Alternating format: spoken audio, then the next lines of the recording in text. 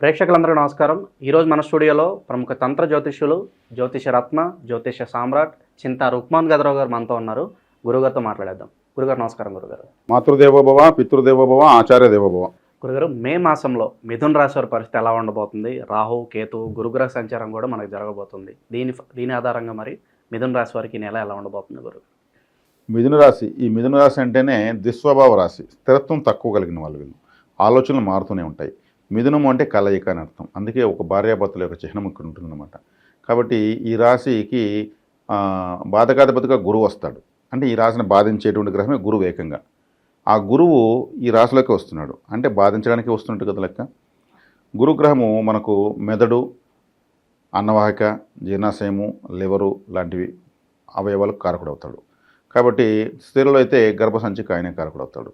కాబట్టి కడుపు సంబంధించినటువంటి గ్యాస్ట్రిక్ ప్రాబ్లం కానీ, అజీర్ణం కానీ, లివర్ నొప్పి కానీ, డొక్కలో పట్టివేయడం కానీ, ఒక గమనిస్తేనే తెలిసిన ఒక తలనొప్పి కానీ వచ్చేదానికి అవకాశం మిథున రాశి వాళ్ళకు ఉంది. దుస్వభావ రాశి కాబట్టి వీళ్ళు స్థిరంగా ఉండలేరు. కాబట్టి ఇక్కడ బాధకాధిపతి వస్తున్నాడు కాబట్టి వీళ్ళ నిర్ణయాల వల్ల వీళ్ళు బాధపడడానికి అవకాశం ఉంటుంది. సరైన నిర్ణయాలు తీసుకోలేరు. మొహమాటం ఎక్కువ అవుతుంది. గురువు కదా, తగ్గి ఆలోచించడు, ప్రెస్టేజ్గా ఉంటాడు. బాధైనా పడతారు కానీ చీప్గా ఆలోచించలేరు. అందున బాధకాధిపతి కాబట్టి మొహమాటమే వీళ్ళకి శత్రువు అవుతుంది. కాబట్టి అదే కారకత్వాల గల గ్రహము రాశిలోకి రావడము మంచిది కాదు. మూడవ ఇంట కేతు మంచోడే, ఎందుకంటే పాపగ్రహం మూడవ స్థానము మంచిదే. అది తర్వాత భాగ్యస్థానంలో రాహువు వీళ్ళకి యోగిస్తాడు. ఎందుకంటే తండ్రికి మాత్రం అరిష్టం భాగ్యస్థానంలో రాహు, పితృస్థానం కాబట్టి. తండ్రి పితృకారకులకు అరిష్టం అని చెప్పొచ్చు, పితృదోషం అని చెప్పొచ్చు. పిండ యజ్ఞాలు అధికంగా చేయాలి. అదేవిధంగా దశమ స్థానంలో శని వస్తున్నాడు. శనికి శుభత్వం ఉంది, అశుభత్వం ఉంది, అష్టమాధిపత్యం ఉంది, భాగ్యాధిపత్యం ఉంది. కాబట్టి ఇక్కడ అర్ధశుభుడే శనేశ్వరుడు. ఆయన మీనరాశిలోకి వచ్చాడు. మీనరాశిలోకి వచ్చినప్పుడు మీనరాశికి అధిపతి గురువు రాశిలోకి వచ్చాడు. ఇది అంత కంఫర్ట్ అయితే ఏం కాదు. అంటే వేగంగా స్పీడ్గా హాట్గా ఏమీ జరిగేదేం పెద్దగా ఉండదు. కాబట్టి వీళ్ళకు ఏదున్నా కానీ దశమ స్థానంలో షష్టగ్రహ కూటమి జరిగింది. అది అందులో కొంత మంచిదే. ఎందుకంటే పాపగ్రహాలన్నీ కూడా కలిసాయి. అక్కడ అశుభ గ్రహాలు కలిసాయి. దానివల్ల కొంచెం మంచి ఫలితాలు అయితే ఉంటాయి. కాబట్టి ఒక సంవత్సరం వరకు వీళ్ళకు సాధారణ గ్రహస్థితి అని చెప్పొచ్చు. అటనిసి పూర్తిగా వ్యతిరేకం కాదు, పూర్తిగా అనుకూలము కాదు. కాబట్టి మిథునరాశి వాళ్ళు విశేషమైనటువంటి ప్రత్యేకమైన దైవారాధనల వల్ల శుభ ఫలితాలను ఎక్కువ పెంచుకోవచ్చు. ఇక ఆర్థిక స్థితిగతుల పరిస్థితి గురుగారు, అప్పులు చేయాల్సిన పరిస్థితి ఏమైనా వస్తుందంటారా? అప్పు చేయాల్సిన పరిస్థితి వీళ్ళకేం పెద్దగా రాదండి. ఎందుకంటే 6వ స్థానాధిపతి వీళ్ళకు కుజుడు తొందరలోనే తన కంఫర్ట్ ప్లేస్కి వెళ్ళిపోతున్నాడు, సింహరాశిలోకి వెళ్ళిపోతున్నాడు, దిగ్బలంలోకి వస్తాడు. తర్వాత గురుగ్రహము లగ్నంలో ఉంది, రాశిలో ఉంది. ఏదో ఒక విధంగా వీళ్ళకి డబ్బులు సమకూరుతుంది తప్పితే కానీ మరి దారుణంగా అప్పులు చేసుకునే పరిస్థితి ఏమి రాదు. ఇక మధ్యస్థ ఫలితాలు ఉన్నాయి కాబట్టి వ్యాపారస్తులకు ఏమన్నా జాగ్రత్తలు చెప్పదలుచుకున్నారా? వ్యాపారస్తులు చిన్న పెట్టుబడులు పెట్టుకోవడం ఉత్తమం భారీ పెట్టుబడుల కన్నా. ఎందుకంటే శనేశ్వరుడు భారీ పెట్టుబడులను ప్రోత్సహించాడు.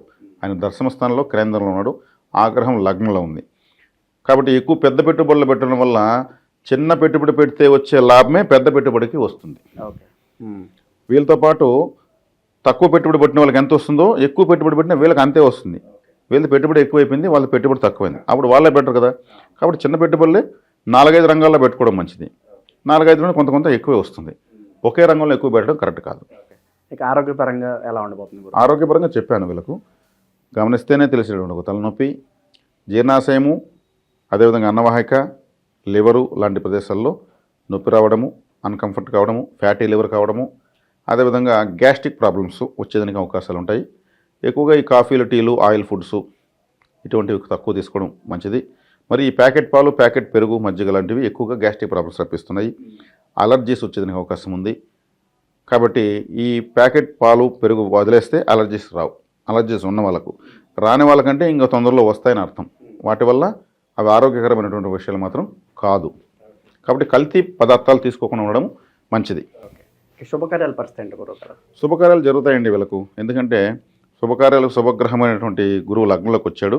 బాధకాధిపతి అయినా కానీ శుభకార్య మూలక ధన వ్యయము అంటే చేయాల్సిన పరిస్థితి తప్పదు.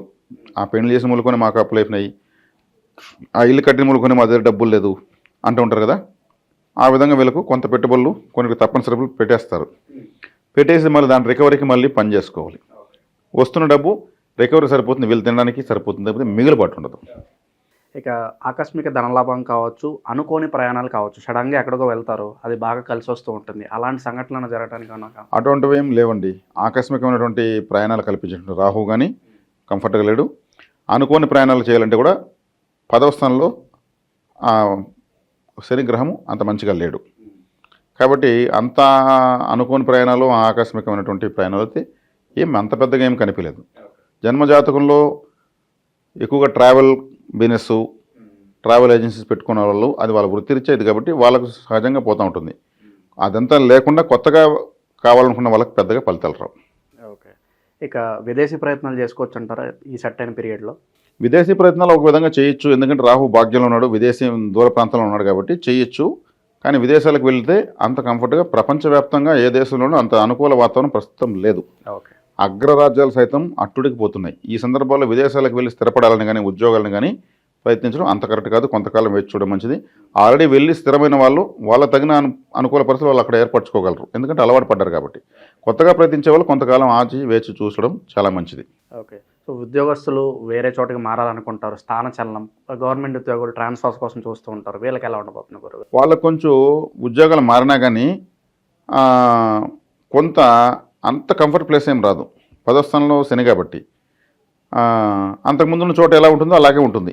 ఆడికిడికి తేడా ఏం లేదు, ఆడబట్టే ఏడబట్టే, కాకపోతే మన మీద ఉంటుంది వచ్చామనుకుని ఉంటారు. కానీ పోయినంత మాత్రం నా ఎగిరి గంతులేసేంత పరిస్థితి ఏమి ఉండదు. సాధారణ పరిస్థితులే గోచరిస్తున్నాయి. సో ఇలాంటి ఫలితాలు ఉన్నప్పటికీ పలానా విషయంలో వీళ్ళు చాలా జాగ్రత్తగా ఉండాలి, లేదంటే చిక్కుల్లో పడతారంటే ఏం చెప్తారు గురుగారు ఈ నెలలో? ఫలానా విషయంలో జాగ్రత్తగా ఉండాలంటే అష్టమాధిపతి దశమంలో ఉన్నాడు శనిగ్రహం. అష్టమాధిపతి అంటే ఆకస్మిక నష్టాన్ని, కష్టాన్ని, అనారోగ్యాలు ఇచ్చేటువంటి వాడు. వృత్తి స్థానంలో, కర్మస్థానంలో ఉన్నాడు. అప్పుడేమవుతుంది, అతను పూర్ణ శుభుడైతే కాదు. కాబట్టి అక్కడ ఏం చేస్తాడు, మనకు అనుకోని అదృష్టాలు వచ్చి ఏమీ పడిపోవు. కాబట్టి భారీ పెట్టుబడులు పెట్టకుండా జాగ్రత్తగా పోతూ ఆచితూచి వెళ్ళడం, వీళ్ళకు తగిన జాగ్రత్త తీసుకోవడం మంచిది. ఓకే.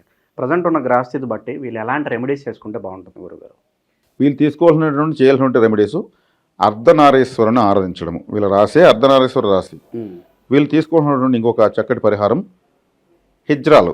హిజ్రాలు అంటే తెలుసు కదా, ఆ హిజ్రాల యొక్క ఆశీర్వాదం. వాళ్ళు స్త్రీ పురుష శక్తి కలిగినటువంటి వాళ్ళు, ఒక విధంగా అర్ధనారీశ్వర తత్వం కలిగిన వాళ్ళు. వాళ్ళు ఎక్కడైనా కనిపిస్తే చక్కగా వాళ్ళకు 10 రూపాయలు 20 రూపాయలు ఇచ్చి వాళ్ళ ఆశీర్వాదం తీసుకోవడం వీళ్ళకి చాలా దోషాలు పోగొడుతుంది. మిథున రాశి వాళ్ళకి మిథునం అంటేనే కలయిక, అది వీళ్ళకు చక్కటి పరిష్కారం. విశేషంగా దానాలు కూడా ఏమైనా చేసుకుంటే బాగుంటుందా గురుగారు? దానం అదే చెప్పాను కదా, హిజ్రాలకు డబ్బులు ఇవ్వడం దానం. ఇక దైవారాధన విషయంలో ఏం అవసరం లేదు. హిజ్రాలకు కూడా వాళ్ళు వస్త్రదానం చేయగలిగితే గ్రీన్ కలర్ డ్రెస్సులు వాళ్ళకి ఇవ్వడం చాలా చాలా ఉత్తమం. ఓకే. మే నెలలో ఓవరాల్గా మిథున రాశి వారికి ఏ విధంగా ఉండబోతుందో చాలా బాగా వివరించారు గురుగారు. ధన్యవాదాలు. ధన్యవాదాలు.